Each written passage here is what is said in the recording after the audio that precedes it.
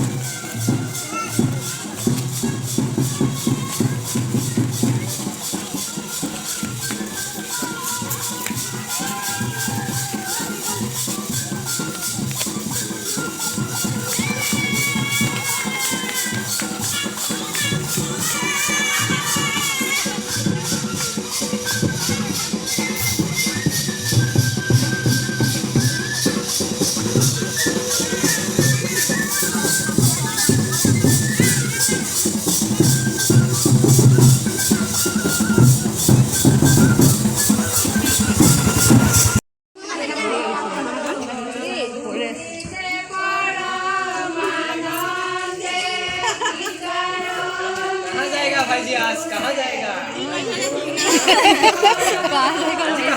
कहाँ जाएगा?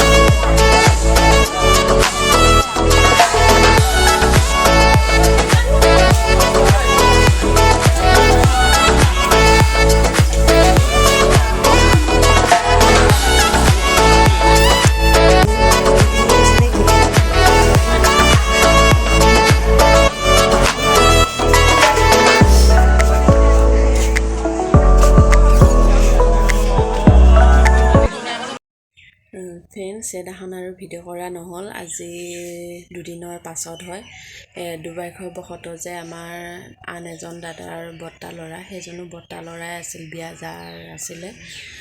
বৰ্তা ল'ৰাজন অকণমান হঠাতে উশাহ নিশাহ লোৱাত অকণমান কষ্ট হোৱাৰ কাৰণে ICUত ভৰ্তি কৰিব লগা হ'ল। আমি তালৈ সকলোবোৰ গুচি গ'লোঁ আৰু ভিডিঅ' কৰা নহ'ল।